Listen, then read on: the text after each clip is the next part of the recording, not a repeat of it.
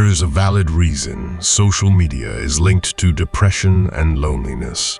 We live in a time when many people spend countless hours a day online, strolling through the timeline of others with envy, regret, and little appreciation for their own life. Social media not only snatches your time, but it also teaches you attention deficiency. Social media is addictive precisely because it gives us something which the real world lacks. It gives us immediacy, direction, a sense of clarity, and value as an individual. The reason we struggle with insecurity is that we compare our behind the scenes with everyone else's highlight reel. Just like using drugs and alcohol to numb the pain can and does lead to addiction. Using social media to fill the void of relationships or other needs often leads to addiction as well. For better mental health, just turning off the unwanted notifications, getting rid of the social apps that you don't really need to have will help you in different ways. What you might be surprised to learn, however, is that passively consuming social media and other forms of technology, even when we're feeling pretty good about ourselves, can result in our feeling way more sad, anxious, grumpy, annoyed, and irritable than we did moments before we logged on.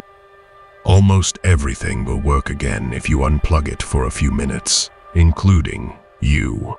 From my own experience, I find that there's an almost addictive quality to the pain social media can cause us. Social media can be a never-ending cycle of struggles if you allow what others think and say about you to affect the way you feel about yourself. People who smile while they are alone used to be called insane until we invented smartphones and social media. Be aware of and attentive to the time you spend as an online spectator.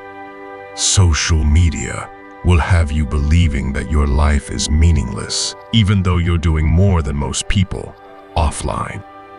There is no such thing as social media. There is only unsocial media. When your mental health becomes impacted by social media, then it is time for a detox. Being able to be your true self is one of the strongest components of good mental health. I am a huge advocate for anti-bullying in our youth. What I have seen with the rise of social media is that children are not facing bullying on a playground. They are facing it on their cell phones. When it comes to social media, there are just times I turn off the world, you know. There are just sometimes you have to give yourself space to be quiet, which means you've got to set those phones down. I feel social media can be very distracting, unhealthy, and harmful to one's self-confidence. I don't even log on to it on my phone except when I post something on Instagram.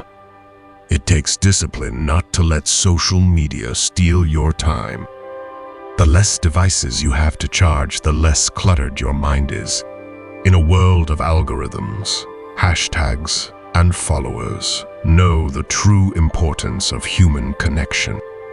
There is no such thing as social media. There is only unsocial media.